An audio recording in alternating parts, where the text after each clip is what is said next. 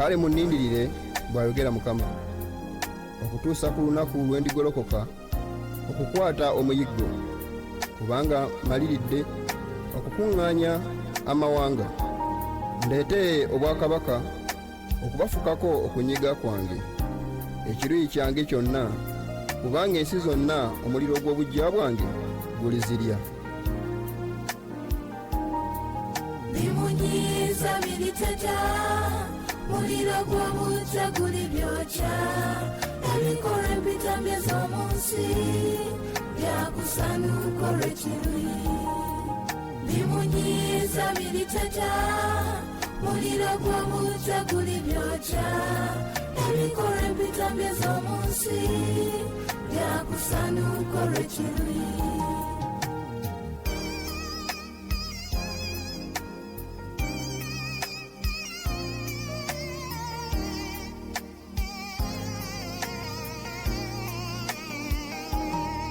Nina wabenza sesedde, azadde bangi nkuyanja, ne muganda we yeyolese, bunabyo bwalagulwa butuuse. Bimunyiza biriteta, muliro gw'obuggya gulibyokya, ebikolwa empitambye z'omu nsi byakusanuka olw'ekiruyi. Bimunyiza biriteta, muliro gw'obuggya gulibyokya, ebikolwa empitambye z'omu nsi byakusanuka olw'ekiruyi. Kabonero k'ensolo twalabulwa, timubina ebirooka lifunwa, teeka ly'esande lyeyolese, naye n'abangi baganye. Bimunyiza biriteta, muliro gw'obuggya gulibyokya, ebikolwa empitambye z'omu nsi byakusanuka olw'ekiruyi. Ne ndaba ng'ennyanja y'endabirwamu etabuddwamu omuliro, abaava eri ensolo n'ekifaananyi kyayo n'omuwendo gw'erinnya lyayo n'akabono kaayo nga bawangudde, nga bamiridde ku nnyanja y'endabirwamu nga balina ennanga za Katonda. Ne bayimba oluyimba lwa Musa omuweereza wa Katonda n'oluyimba lw'omwana gw'endiga, nga boogera nti bikulu era bya kitalo ebikolwa byo. Ani atalitya Mukama n'ataliwa kitiibwa erinnya lyo? Kubanga gwe wekka gwe mutukuvu, kubanga amawanga. Mukama waffe bazibwe abantu ba Katonda abali ku mukutu guno nga mulaba pulogulaamu yaffe eno nga bulijjo ssaawa 10 buli sabbiiti tubeerawo oba mbeerawo kubanga tuyiga ebigambo bino eno ebyobulamu.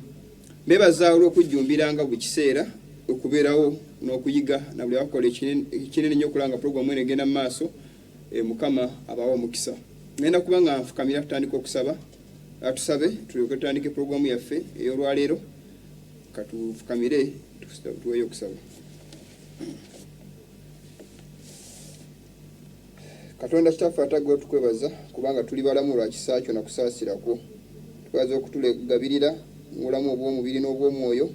Tugenda kuyiga ekigambo ekisaba omwoyo watulungamye ng'osobola obutuukirivu bwaffe otusaanyize mu maaso go n'obuweereza bwo ogula amatu g'abantu bagenda okuwuliriza n'agenda okubyogera ebigambo byompa omwoyo w'amagezi okubyogera nga bigwanidde ku Yesu Kristo omulokozi waffe. Amiina.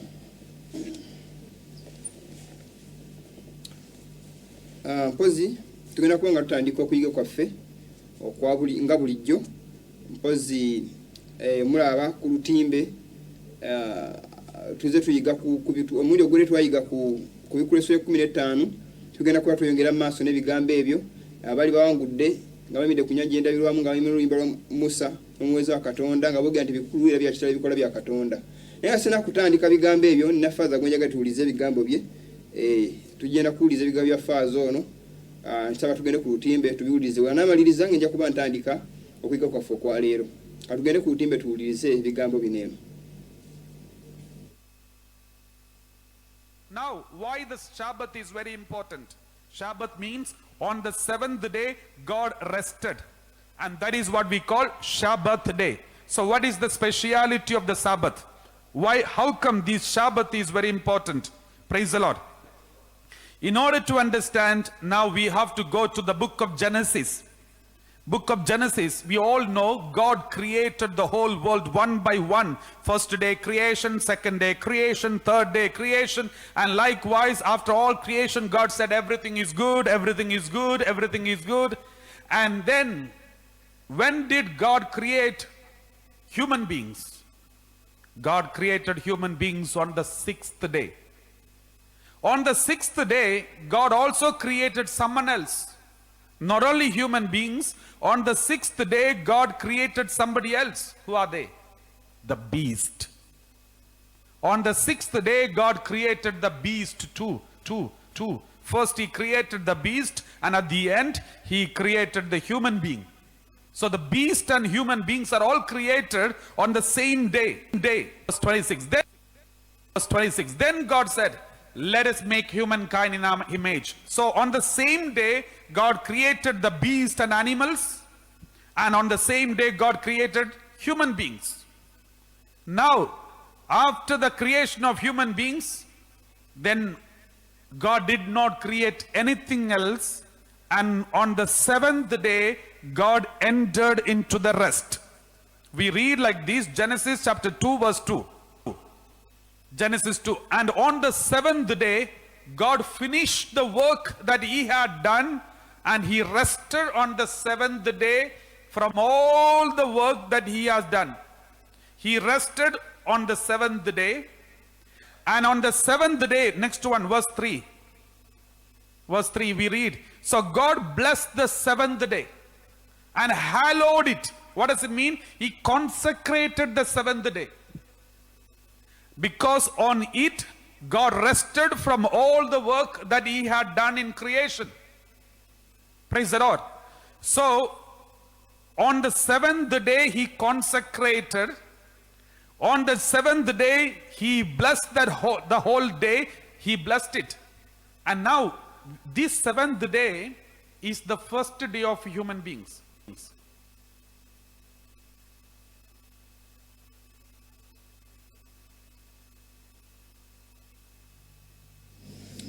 Baganda bange mbebaza olw'ebigambo bye muwulidde. Muwulidde faaza nga banyonyola enkuuma ya sabbiiti. Sabbiiti eno lunaku lutukuvu era lukulu nnyo, yadde bali mu kubula naye nga ge mazima ga Katonda. Mukama mwesigwe yayogera ebigambo bino kuva ku lubereberye. The Sabbath day was blessed. Olunaku olw'omusanvu Mukama yaluwa omukisa. He sanctified it and he hallowed it. Yalutukuza n'aluwa omukisa n'aluwumulirako. Olunaku luno eno si lwaffe, lunaku lwa Katonda. Naye lwakolebwa ku lwaffe, was made for man. Naye nga eyalukola ku lwaffe ye nannyinirwo. Then bw'amala okulukola ne aganza Mukama wa Sabbath, the Lord of the Sabbath, Marko 2:27. Bw'amala okwogera ebigambo ebyo yatuwa ekiragiro tulina okukola nga bwe yakola. He rested and we must also rest on this day. Tuleke emirimu gyaffe gyonna tukole Mukama nga bw'ayagala, tusinze Mukama, tumuwe ekitiibwa ku lunaku olutukuvu olwa Sabbiiti. Bwe tuba tugenze ku lutimbe abantu abawakanya Katonda, olwekyo Mukama kye yagamba, bino bigambo byatuddemu tubisome tubejjukanye, tugende ku lutimbe tubirabe. Mu kitabo ekya Matayo sura 15 agamba bw'ati, mu lunyiriri olwo Matayo 5:19 agamba nti, but in vain, katudde ku lutimbe, but in vain they do worship me, teaching for doctrines the commandments of men. Tine bansinziza bwereere nga bayigiriza ebiragiro by'abantu nga bayigiriza ebiragiro by'abantu, amateeka g'abantu, ebiragiro by'abantu nga by'ebyokukwata. Doctrines zanto tuziyigiriza batuziyiga. Mukama tubanga abamu tuba tumuwakanya. Kubanga Mukama agamba nti munaku 6 mukole, olw'omusanvu lwange. Naye abantu Katonda wa Mukama balututte era balukolerako ebyabwe. So Mukama ekyo tekigenda kuvaawo. Kyova tuyiga ebigambo bino eno enkya n'eggulo, bulungi ku lutimbe wano eno nga tuyiga. Tera nnyo okubagamba ebigambo bino eno nti abantu basinziza bwereere Mukama nga bwe bagamba. Kyokola tuyiga bamalayika bana, tuyiga ku nsonga eyakubikula sura 14, sura 15 okuva ku nsooka paka ku lwokubiri. Ebigambo bino tuze tubiyiga era tubabiyiganeko omulundi oguwedde, ngenda biyitamu speed. Naye nga sina kutuukayo, Mukama ayagala tukyuke tuleke amakubo gaffe amabi. Twenenye tudde eri Katonda, tukole ebyo by'ayagala. Tetujja kusigala nga tuli bantu ba Katonda nga tuwakanya ebyo by'atugamba. mbajjukizaako ennyantakera nti vidiyo zaffe zino abaagala recordings muzifune musobole okuba nga mwejjukanya mu bubaka buno butasobodde kuyiga ku lutimbe nga tuli ffenna, oba bwagala okwejjukanyamu oba okukyeyalingako n'abalala. Ne ku YouTube channel yaffe mugende musubscribinge obubaka buno eno musobole okuba nga musharinga n'okusharinga information ene eri baganda bamwe mikwano gyammwe ku WhatsApp n'ebifo ebirala byonna. So mbegayiridde olw'ekisa kya Katonda mwerekereza akadde musobole okuba nga mugobera Mukama kyayagala era mukitambuliremu. Bayibuli nga Mukama yagituwa kutuwa musana so si kutuwa kizikiza. Bantu bangi bagikozesezza okulaba nga batambulira mu kizikiza naye nga ate Mukama kino kigambo kye musana. So badidde musana bagufudde ekizikiza kubanga batambulira mu kkubo ekyamu naye nga ate bakutta omusana naye nga bagutadde mabega bayisizaawo biragiro binkola zaabwe. Kyovudalaba bwe tuba tusomye katugende maaso ku lutimbe enewe tusoke tumala okusoma ebigambo bino eno tweyongereyo. Abo tugenda maaso ku lutimbe ekigambo kya Katonda kye bagamba gwe musana era yekkubo Mukama gwe musana ebyekkubo lyaffe era yetabaza era ebigere byaffe. Agamba bw'ati Mukula 12:17 tuze tusoma ogusota Setaani tuze tumusomako entakera. And there was wrath with the woman gwakwatibwa obusungu n'omukazi and went to make a war with her seed. The woman of her seed ogenda okulwana nabo muzadde ly'omukazi. Setaani kyagenda okukola tagenda kujja open yalwana agenda kwesa ababakabe beyawe entebe nga tuze tulaba papase wa papa his seat entebe ye yajiwa papa kuba tudde yabakola mbalaga proof says omunzo okuza nti tugezaako kuvumira bibina byamwe tubivumirira engera ba proof says omaso mungero confirming ko mundu gure twala ekizimbe nga mubazimba St Peter's Basilica square nga makulu gacho nga tulaba bakizima mu shape y'omusota lenga babule ekigambo Vatican kitegeeza ki njabi babulya maso je tugenda gera maso n'agamba which keep the commandments of God banandu bano bakume ebiragiro bya Katonda and have the testimony of Jesus Christ yaba inane obujulwa bwa Yesu Kristo. Bwato Bible bwe tugamba nti ogusota gwasungwa ali omukazi ye kanisa gano kwa nabo zadde lye omusota tekusobola kusanya kanisa ya Katonda never ne kulwana nabo muzadde abasigalawo onera nezalira omukazi abasuulibwa basigala tebuguna lutalo nabo yegeno conference ebiyuna byonna ebiri wa kanisa abantu bonna bali waso general conference bebo abatalina utalo na gusota guno Royal Sang Ministries nyinyi nga zibulya message ya President Truth je baganda babuli obaka buno bwekiseera naye nga babulira bwa papa bokawe bogerako tebogera ku nsobye ziri mu SDA general conference ebyo bajja sigala abo beba buzabuza impersonating a message ababulizi benjire ne yekiseera naye nga babulya half message tebo exposing bibyo na ne Yeremia byagandi musime tebasima kulaba bibi bya mwizo biri wakati mu yekalu mu Yerusalemu kubyogerako eba bisirikira kubanga bagala okubera n'emikwano nebiri balabye rogozo obukafiri ziwanikiddwa obukafiri buyimiridde misalaba n'ebire bisimbye mu SDA teri abikonako kubanga bagala okufuna friendship y'abantu bagala okufuna emikwano bagala okuganja eri abalala ne bagala okwogera ku kikyamu kubanga omusajja gulina kutalo nabo sibe basigalawo. They are not the remnants of the woman but the remnant of the woman. These are the people who keep God's commandments and have the testimony of Jesus Christ. So a kanisa si a general conference kino mukitegere wonga mu bukiyalinge mu obutuobo n'obulimbo obwo. General conference is not the church of God. Those are the only just people abayalinze message yo ne balemerera ne bagisuula ne bagivaako. Then the remnants abasigalawo those who keep the commandments of God and having the testimony of Jesus who preach this message as it is. Abaina ebigambo bya Isaya 8:2 berituukirirako to the law and to the testimony eteeka n'obujulirwa. Abantu basinga tebabuli yateeka ya Katonda yadde balinga bali buli teba practice nga nkola zaalyo kubanga batwasugwenga Sabbath every time bagirinnyirira bagikolako ebyabwe ne Mukama agambye today eryeteeka n'obujulirwa abatayogera ng'omusaka kigambo ekyo bwe kiri abeeyita banomino Mukama abo si bayogerako ayogera ku bantu be abakwati biragiro bye n'okutegeeza kwa Yesu. Agambye nti and have the testimony of Jesus bayibulya n'obutuukivu bwa Mukama olw'okukkiriza obwa Yesu Kristo bwe yaleeta nga yejjereza omwonoonyi olw'ekibi kye yali amaze okugwamu olw'omusango gwe yali amaze okuzza mu maaso ge. Bwe tujja eri Katonda oba eri Kristo tusobola okujjerezebwa nga tumaze okuwenenya ebibi byaffe tumaze okukkiriza Kristo ne tutegera ebibi ensobi zaffe asobola okutwaniriza ng'abaana. Kivala mu kitabo kya Ebikola bya 3:19 Bible egamba repent ye therefore mwenenye bwekityo and be converted mukyuke. Agamba that your sins may be blotted out, nti ebibyo bisobole okusiimulibwa. When the time of refreshing shall come from the presence of the Lord. Ekiseera ekyokulongosebwa ekyokuzibwa obujja weewaawo kisobole okutuuka okuva maaso ga Katonda. Refreshing kino kizingiramu ne latter rain, enfukuba ey'oluvannyuma okufukibwa. But before God's people repent and be converted, enkuba tegenda kufukibwa.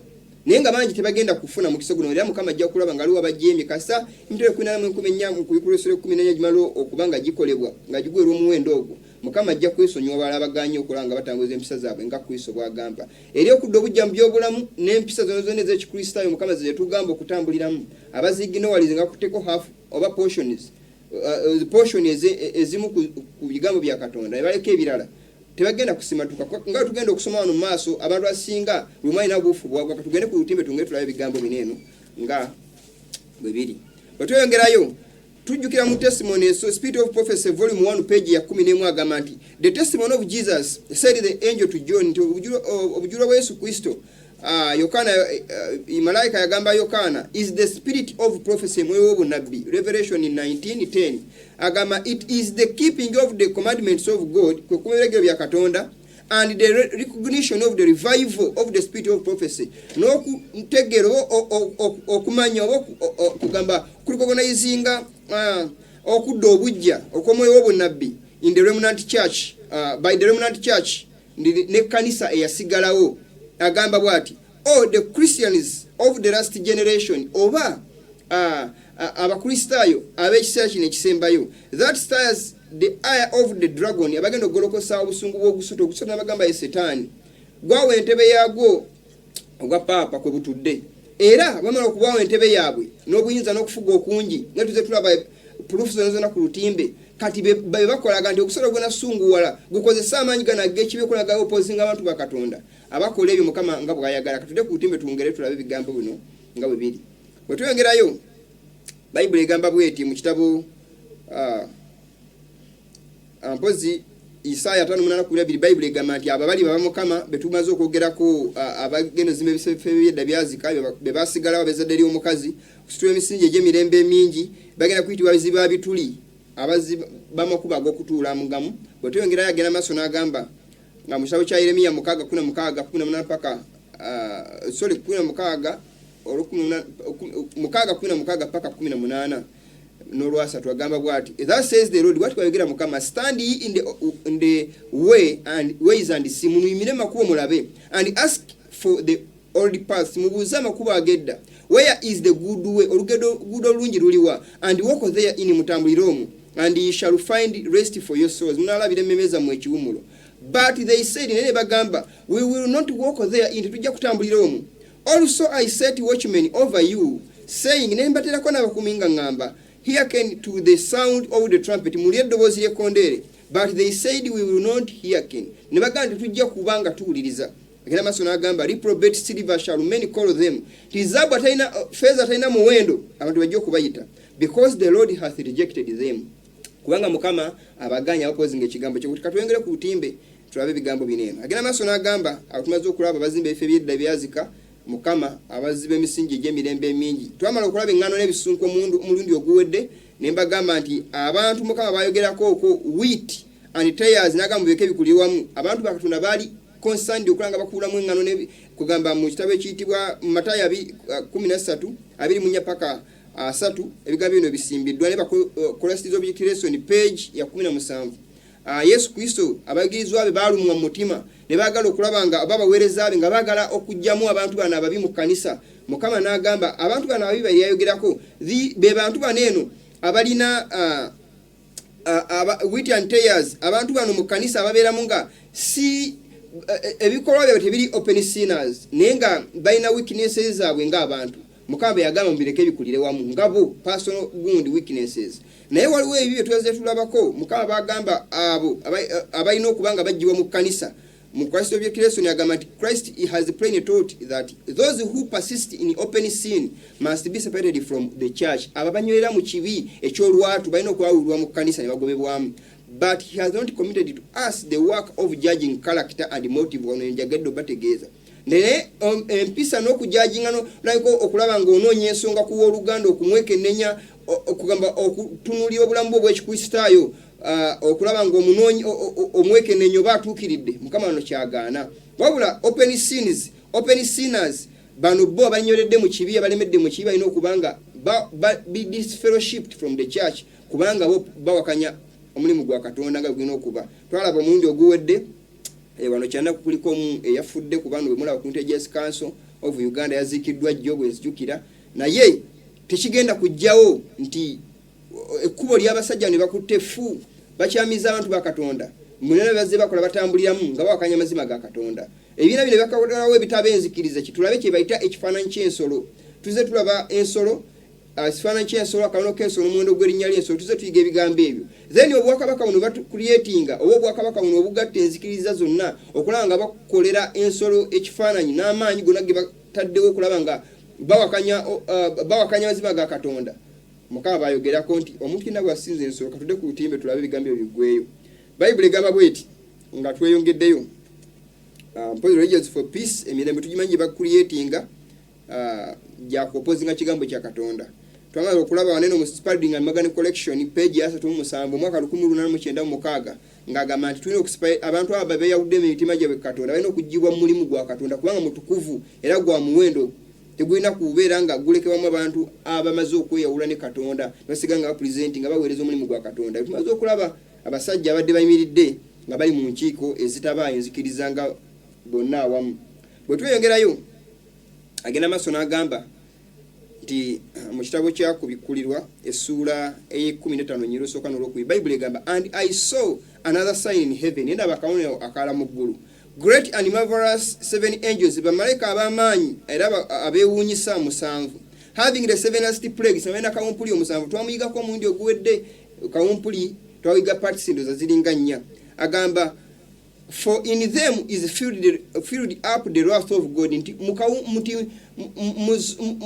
mu bibi ebyo 7 nti ye mujjudde oba mujjuziddwa obusungu bwa Katonda ekiruyi kya Katonda naye ekiruyi kya Katonda mu kusoma kitabo kyakubikkulirwa essuula 14 olunyiriri lwa 19 Bayibuli olunyiriri lwa 9 bamalayika abasatu niyo okusatu gwe njagadde ensomeko Bayibuli egamba nti omuntu yenna bw'asinza ensolo n'ekifaananyi kyayo obakkiriza akawano k'ensolo ku kyenkyo oba ku mukono gwe oyo naye alinya okumanya obusungu bwa Katonda ogufukibwa mutatabuddwa mu mazzi oba mutatabuddwa mu mazzi mu kikompe ky'obusungu bwe alibonyabwezebwa mu nyulo n'ekibiriiti mu maaso g'abamalayika abatukuvu ne maaso g'omwana gw'endiga n'omukago okunyowonyezebwa kw'omuntu oyo gwakunyoka emirembe n'emirembe tebalina kumula emisana n'ekiro abasinza ensolo n'ekifaananyi ky'ensolo Mukama ebigambo ebiri plain era bitegerekeka kyewuunyisa wano eno nti abantu basinga nja kuyita badduse nnyo ne sandero yokka naye nga ensonga zirinya katugale ku lutimbe twongere tuzirabe zonna emu ku emu tuddemu tuziyitemu katudde ku lutimbe bwe tugenda maaso 15 olunyiro okubiri agamba bw'ati and I saw as it was where a sea of glass nendaba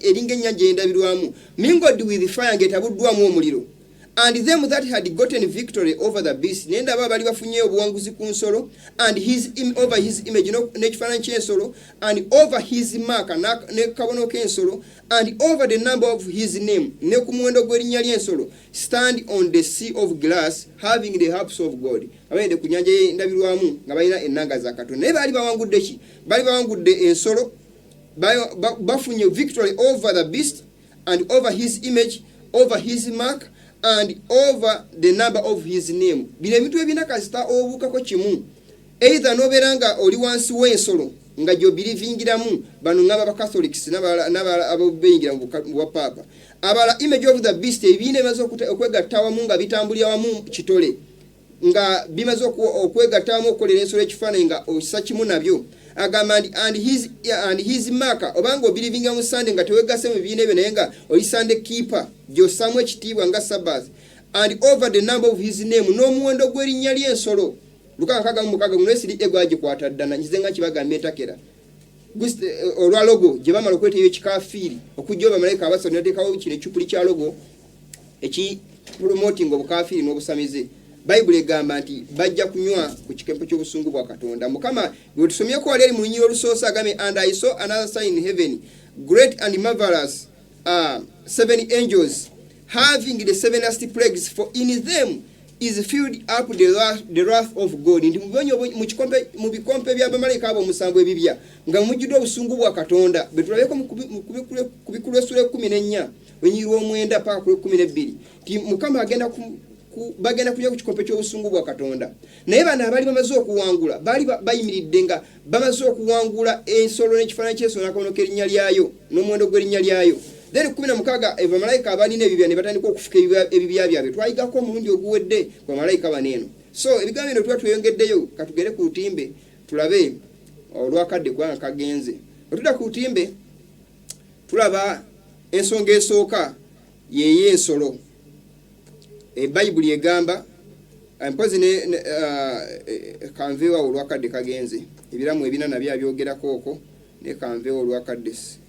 Bwe tuyongerayo tulaba Bayibuli egambye they had gotten victory over the beast. Sijja kukiddamu tuze tuyiga batambulira mu bigambo bino ku nsolo. Tulaba ndowooza sun worship okusinza Katonda njuba, tulaba ndowooza omuggogo n'ebya bisuze, tulaba akasalaba kotamuza ebyo nabyo nesidi ebikozesa kati mu kiseera kineeno era babelievinga mu kusinza enjuba nga tuze tubiraba kusinza ku logo Trinity doctrine endigiza Trinity. It was derived from Catholicism.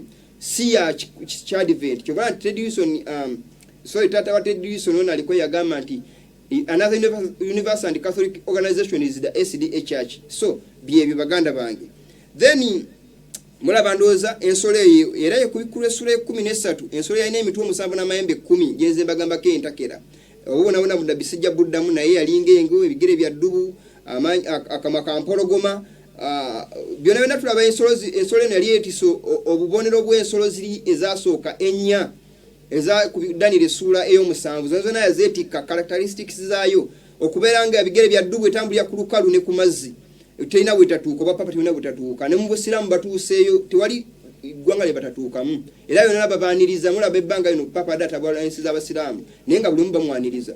Then tulaba akamwa ak'empologoma obukambwe bwabwe eddiba lyengo tulaba obukujjukujju bakozesa mu nkola zaabwe zonna n'ebirala bingi nnyo bye tuyinza okulaba ku nsolo eyo. Naye Bayibuli egambye nti katudde ku lutimbe Bayibuli egambye nti ensolo eno agamba nti bonna bagenda kugisinza. Katugende ku lutimbe tusome ebigambo bineeno.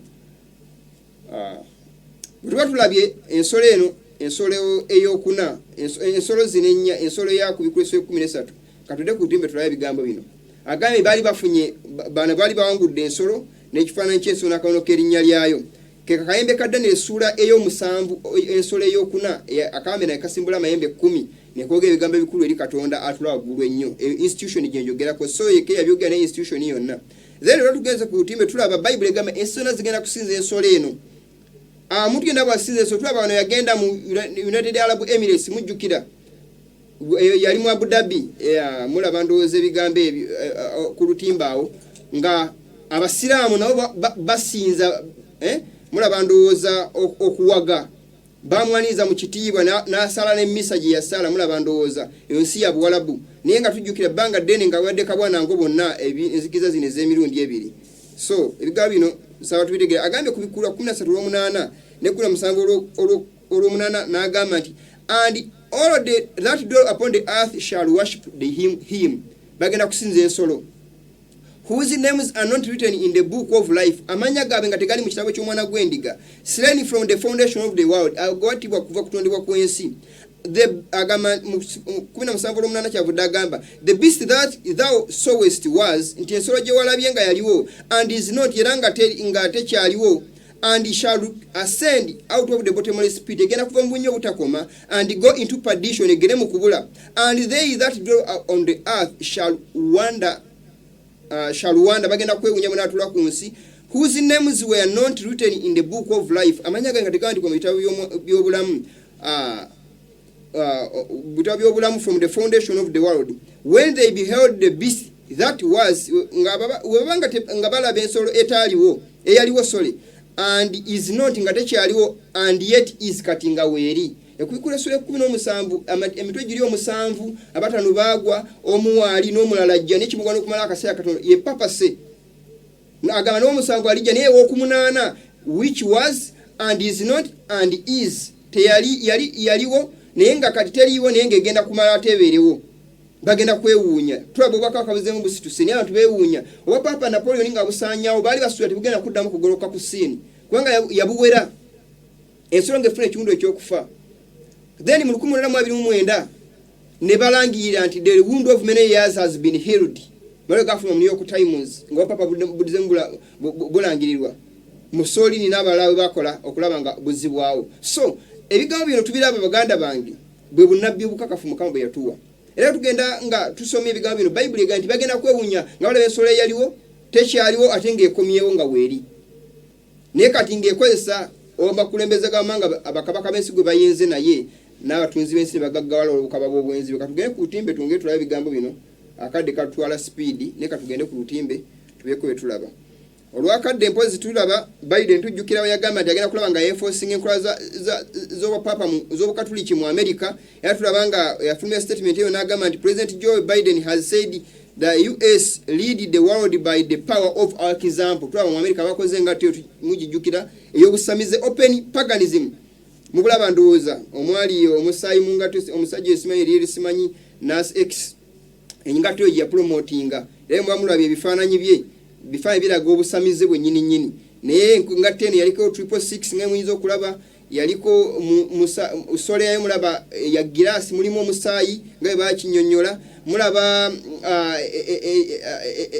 erika upside down cross tujja bila maaso eyo mbibalageko vubukono yalinga ayimba oluyimba olwo era luyimba ayimiridde mu Pentagon gundi nga ekoze Pentagon nga tumanyi gundi white gundi State House ya America bagita Pentagon mulaba ndoza style gye yakola mu video era nga eri mu pyramidic form nga bayimiridde bali mu arena balaba nga tulaba emizannyo gye bakozanya nga abalomedda nga batimbula abakristaayo bakikoze nga kiri mu ngeri ya Pentagon mukiraba ndowooza ekintu ekyo ebintu biwanvu nye Bible ge bakakwansi gwe bayenda naye n'abatunzi b'ensi bagagala obukaba bw'obwenzi bwe buli omu asinza era obeyinga teranyo okuli enjogera abantu nga bagamba nti ne bokwira papa simu tasobola kuwona kubanga bamukiririzaamu balabanga yayinza byonna yikamala byonna kwikula 18 olwokusatu kyavudaga for all nations have drunk of the wine of the wrath of her fornication tamanga gonna ganywedde ku muyengo obwenzi bwe ng'obukaba bw'obwenzi bwe. And the kings of the earth have committed fornication with her. Never kabakabensi bayenda naye. And the merchants of the earth are waxed rich through the abundance of her delicacies. Agamba n'abatunzi b'ensi bagaggala obukaba bw'obwenzi bwe. Bagaggawadde abantu olw'enkola zino enkyamu kuva ku kigambo kya Katonda. N'obitiibwa n'obuyinza bwonna bye bafunye kubanga tumujjukire nkize nga nkibagamba. Teri mukulembeze asobola kufuga ggwanga nga takkiriziganya bukatuliki ekyo kiriiwo. Mulaba Gaddafi example esooka bamukuba mukasera mpawo kaga bamumala amaanyi mukasera katono Iraq bagikuba namanga mangi ge baziba kwa kasageza ko bopozinga mwizoloza babakanya America tebakanya America wabo wakanya America bo wakanya bwa papa kwanga kati America iri controlled by Vatican. In fact ngenda kuba ko kyembalaga ko katono nnyo nga tunakudda ku lutimbe ekintu kineno ngenda kuba ngambalaga katono nnyo ku nsonga gye nadi mbagambyeko ya Vatican mugitegeere ku bigambo bye nadde mbanyonnyola omulundi guli oguwedde katudde ku lutimbe tulabe ebigambo bineeno bwe tudda ku lutimbe naga nti Vatican is controlling buli kintu naye nabadde mbagamba nabalaga ku kizimbe ekyo ekyomusota mukiraba ndowooza ekizimbe ekyo ekiranye St. Peter's Square kuliko mwakiraba tulina kibalaga kyakola ekyo munda bwe kifaanana kiri waggulu then wano mbadde mbalaga kifaananyi kya musota bwe kiyinza okubanga mulaba exactly nga bwe kifaanana naye tuba tusoma wali waggulu agamba the word Vatican literally means divining serpent. Ekigambo Vatican kitegeeza omusota nja kuyita omutukuvu oba gw'eggulu agamba and is derived from vatis. Vatis equals to diviner and can equals to serpent. Tuli mu Latin baganda banga abawulira ebigambo bino. Ebigambo bino ebiri obigatta bitegeeza vatis Vatican kiva mu kigambo vatis can itegeeza the divine serpent.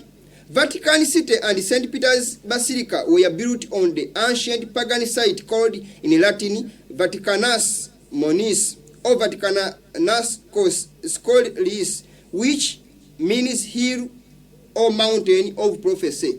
Kitegeeza olusozi oba akasozi ak'obonnabbi. So ebigambo bino naye nga kyazimba ku pagani site ancient. Kwa tujjukira Paulo wagenda okukola omulimu mu biseera ebyasooka yasanga polytheism mu Roma nga abantu basinza bakatonda basukka mu omu, n'atwala kye bayita monotheism. Bw'atwala monotheism n'afuna opposition y'amaanyi nnyo ku njiri gy'ali atutte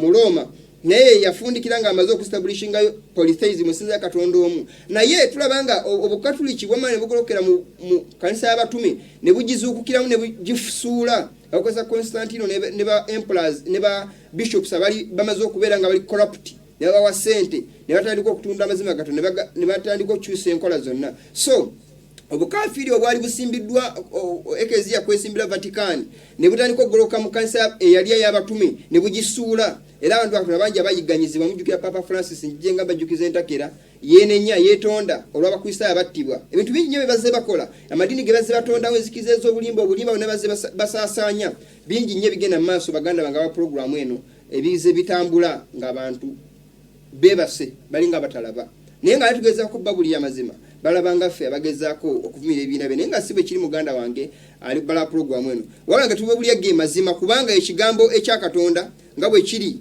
nga bwe kyawandiikibwa, bwe kyabuulirwa, era kye tutambulirako kye tubabuulira. So ebigambo ebirala bye njagadde tutunuulireko, mpozi omulundi ogwedde twali tulaba ku Easter, naye olwakadde akadde nababuulyako engeri Easter gye yacelebratingibwamu omulundi guli eri. Naye recently mujjukira wali baali beesunga Advent ku Easter okulaba nga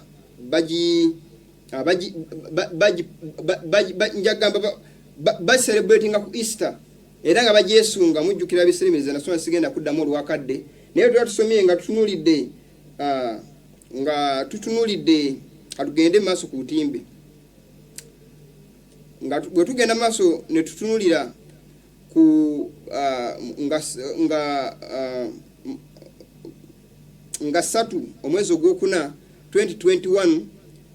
Ebigambo bino mubiwulirizaga. Bishops encourage vaccination and reference present interfaith Easter message. Agenda maaso n'agamba the Catholic Church, the Anglican Church, the Adventist Church, the Church of Jesus Christ the Last Days and the Rabbi of Ascension from Paraguay participated. Agamba in their messages their second Easter in the pandemic time by COVID-19, the bishops of the different dioceses of the country encouraged, in the face of this painful scenario, to be vaccinated, to allow oneself to be loved by God, to trust, to hope, patient and solidarity. Kangende maso gundi eddako gyeyagadde tutegeerako. Agenda maaso n'agamba the Roman Catholic Church April 3, 2021, Archbishop Milton of Uruguay, Anglican Bishop Alfred Cooper from Cairo, Pastor Gabriel Kevasco, Executive Secretary of Seventh-day Adventist Church in Argentina, Gustavo n'abala bangi nnyo basajja amanya mangi. Agenda maaso n'agamba of the 70 of the Church of the Jesus Christ of Latter-day Saints produced a multinational and multi-religious Easter video message for 2021. This video was created for people throughout Latin America. Bagicreatinga babagikola olw'abantu abali mu Latin America. Naye ebigambo ebyabaddemu Anglican yayogedde ebigambo bino. We are preparing to celebrate Holy Week. Tulekateeka okucelebrating a weekend tukuvu, which will culminate on Sunday. Week eyo egenda okufundikira ku Sunday.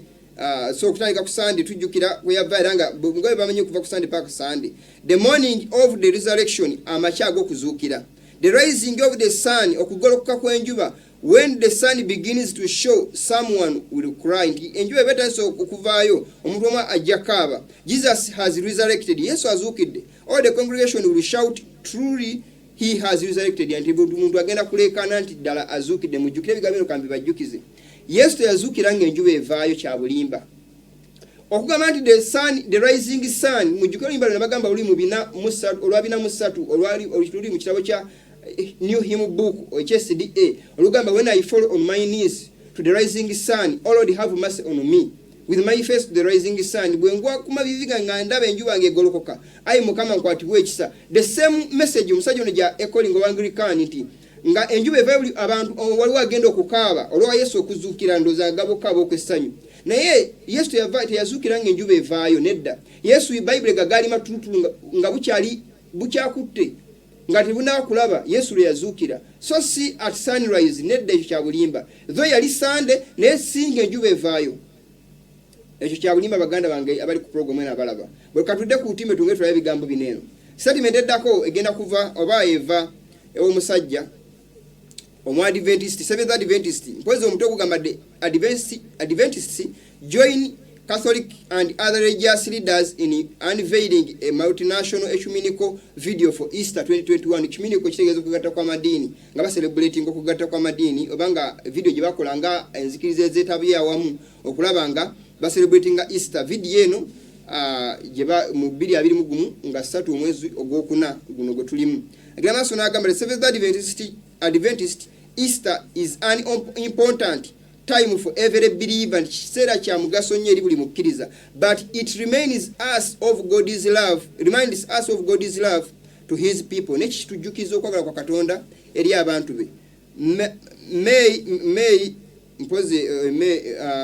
May Holy Week renew our hope that one day pain, suffering, sickness and death will come to an end. Mpozi weekend bayise Holy Week, wiki ntukufu.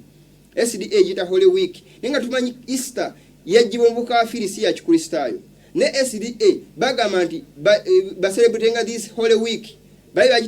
Bagambe ku Sunday when the sun is rising. Ne bali amakanisa ge SDA etugujjukira gatwayiga ko mundi ogudde. Na bagamba nti Sunday enjuba ngeva bagenda kutuula n'obutebe bw'olwaniriza enjuba ngegolokoka. So tulabanga ba leaders aba SDA bavaayo okuselebrating Christmas openly.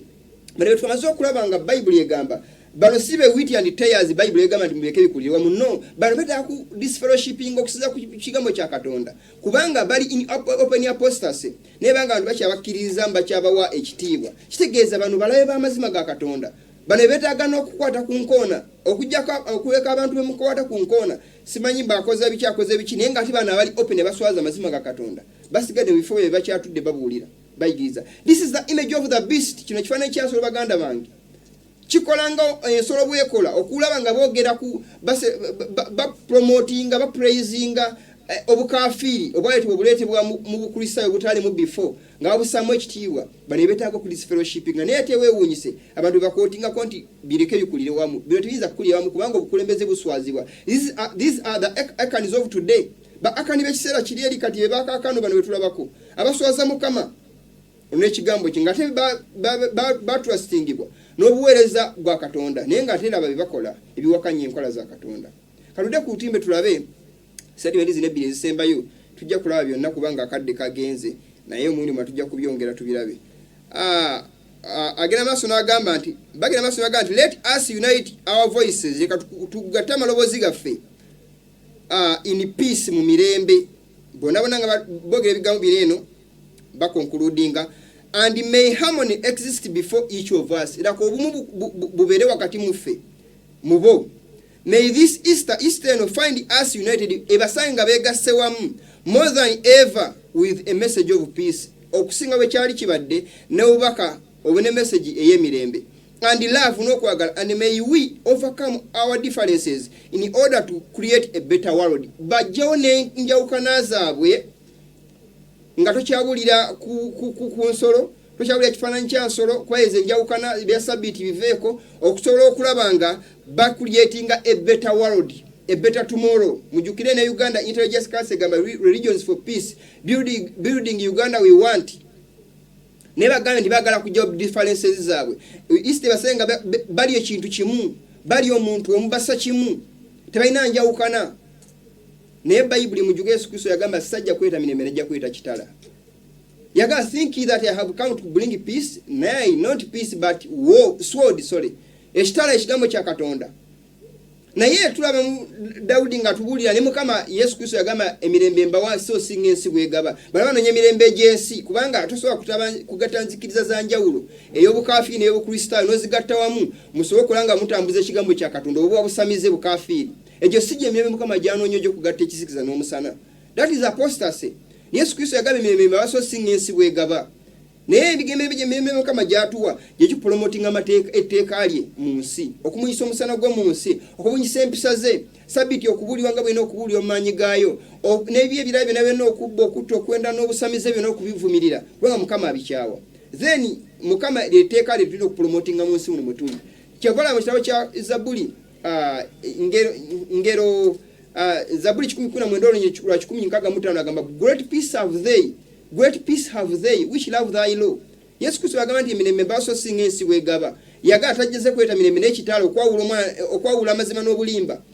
Amakulu nti okwegatta kuno kw'obulimba yajja kukwawula kusaanyaawo. N'agamba nti emirembe baso singa ensi bwegaba. Era n'emirembe egije. Emirembe egyo Dawudi yajogerako nti balina emirembe mingi abagala etteeka lya Katonda. Ye emirembe Yesu gy'ayogerako. Kubanga tebasobola kuba na kyebisitaza wakati mu bo kubanga bawulira empisa za Katonda bazisaamu ekitiibwa. So ensinga egezaako kugatta emirembe gyayo giteekewo nga Daniel 8 watugamba nti by peace he shall destroy many. 8:25 ndowooza. Tolwa emirembe bagenda zikiriza bangi batonze endwadde ne bagala oyisaamu amateeka okulanga bakontrolinga abantu naye bantu bangi bafiiridde mu ndwadde zo ze batonzeewo kubanga bagala okuteekawo emirembe. Batonzeewo entalo, batonzeewo obutujju n'ebikolobero ebirala bingi nnyo mu nsi nga bagala okuyisaawo ebiragiro byabwe n'enkola zaabwe okugenda mu maaso naye nga bayise mu kakundi mu nkola ya mirembe kubanga baagala okuteekawo gundi obutabanguko then baleete emirembe nga temuyinza kugigaana naye ng'emirembe girimu ebigikweseemu emabega ebiwakanya enkola za Katonda. So kyannaku nnyo ebyo byandibadde biriwo ebyo kubanga ensi erina okubikola naye n'ekkanisa ebadde egamba nti oba egamba nti eweereza Mukama essaamu Katonda ekitiibwa n'ebigambo bye naye yeegasse wamu nabo mu kuopoozinga ekigambo kya Katonda. Saba Katonda atukuume atuwe mwoyo w'amagezi tusigale ebigambo bino. Sijja kulema kukwatayo essimu nga bbiri kwasinza kumala ebigambo bino biwadde biwanvu era bikyali biwanvu naye nja kukwata essimu nga bbiri tusooke tufundikire okuyiga kwaffe okw'olwaleero.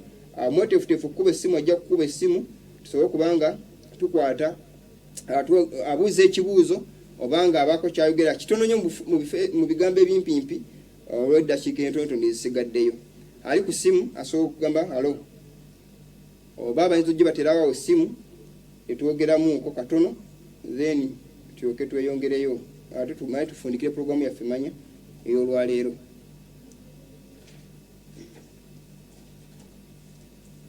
Halo tujja kukwata essimu tubuuze ebibuuzo bijja kubanga bibiri baba bajje bateereko ezo essimu si zemuba mukubako bagenda bateerako essimu zemugenda okukubako eya studio si yeno gye mugenda okukozesa gye mulaba ku lutimbe. Eyo ku lutimbe mujja gikubako nga tumaze okuva nga tuvudde mu tumaze okuyiga. Halo Sebo nkulamusiza. Kale muganda wange nkulamusiza Sebo. Sebo nkulamusiza Sebo. Nze mbuuza. Sebo. Advent bino ebintu byoyogerako mu kkanisa babitunuulira bakufollowinga nti ddala bituufu lwaki akabona kati akali ku kapande ku kyaki kuzikyamira kasimbozi ako njagala yongere katangaazeemu bakalaga ku TV disikubyesigaogulamu etandise era nakati kakyaliko simba eyo ekyaliko oyongere ginyongeramu.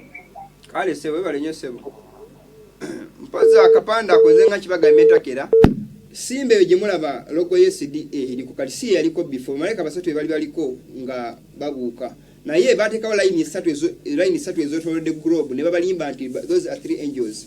Nezo 3 wave lines tuze tuziraba nga nekereziya ezikozesa si ebyo bazikozeseza bokka buli biina byonna bizikozesa kati baze okwegattawo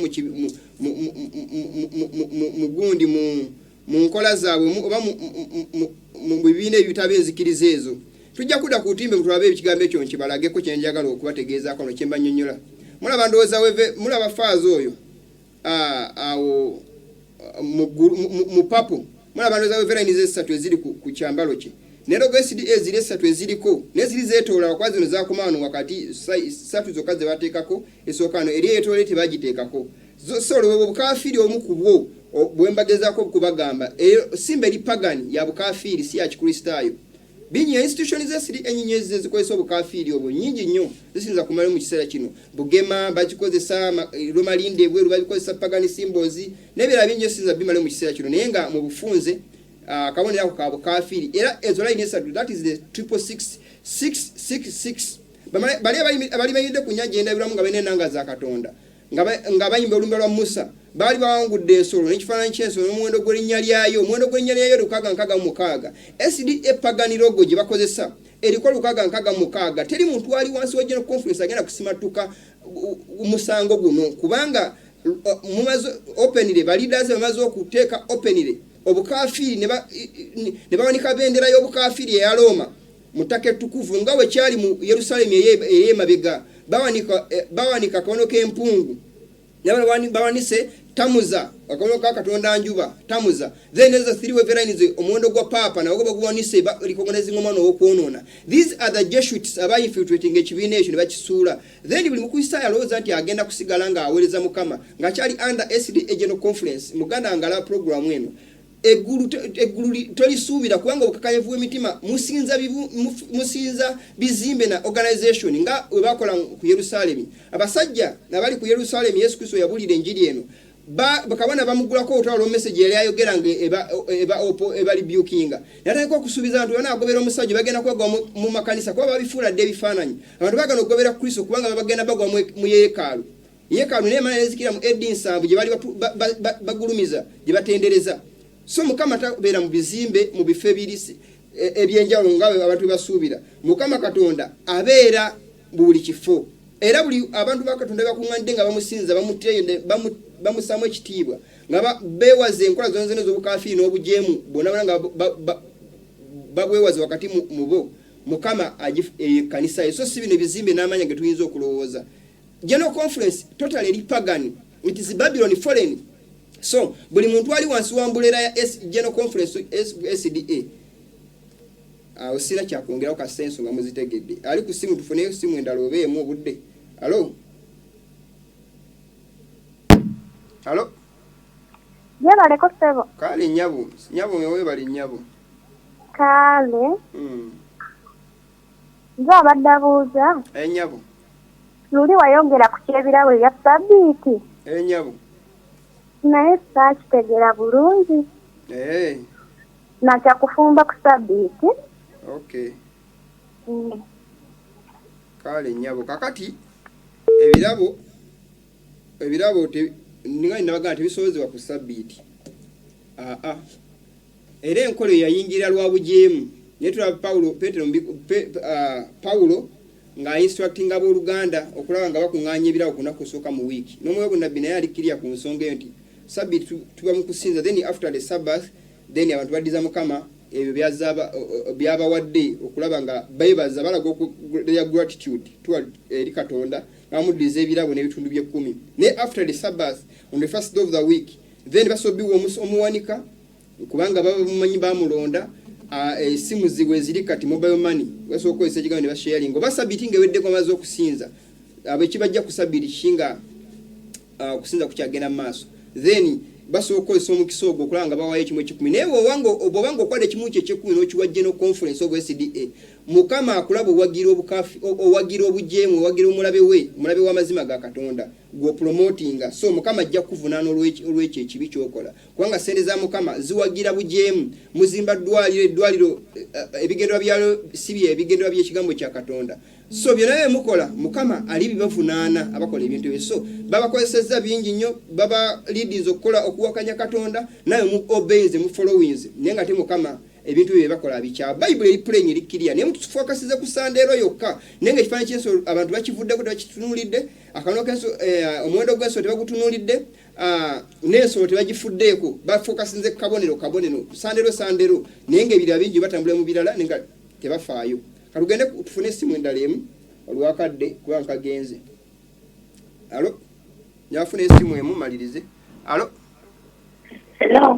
nyabo. Alo nyabo nkuja. Kale nyabo gye baliko.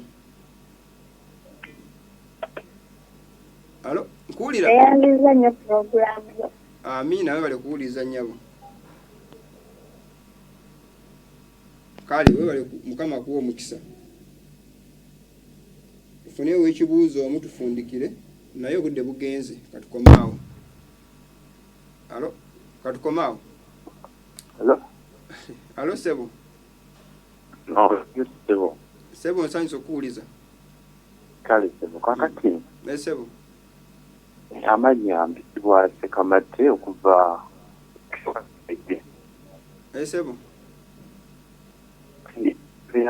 Netwanguye kakadde kampeddeko muganda wange. Okuweereza. Wangi sebo? Yanza okuweereza obulungi bw'otyo. Mukama yeebazibwe sebo. Naye kaakati kye mbadde nsaba Sebo. nti beera specific. Beera specific ku nsonga ezimu kubanga ogambye tinebyawo binene okuba ku sabbiiti tukola nsobi. Okola kutya? Okuwa ebirabo ku kola nsobi. Nsobi. Naye kaakati ate w'osoma malaki bulungi akugamba nti nno ensonga y'ebirabo nkulu nnyo. Muganda wange katono nnyo ng'okyaliko awo. Siwakanya birabo bituufu okubiwa naye olunaku lw'obeerako si lwolina okubiwa si lwa sabbiiti naye olunaku olulala lwonna obudde buweddeko mukadde wange naye ng'ebirabo sibiwakanya temunfuna obi nti nvumira ebirabo nedda. Ebirabo bituufu era byetaaga okuweebwayo naye olunaku olubiwako si lwa sabbiiti. Tujja kukoma wakadde kaweddeyo Mukama abakuume tujja kuddamu sabbiiti ejja Katonda abeere wamu nammwe. Sure Word of Prophecy Ministry.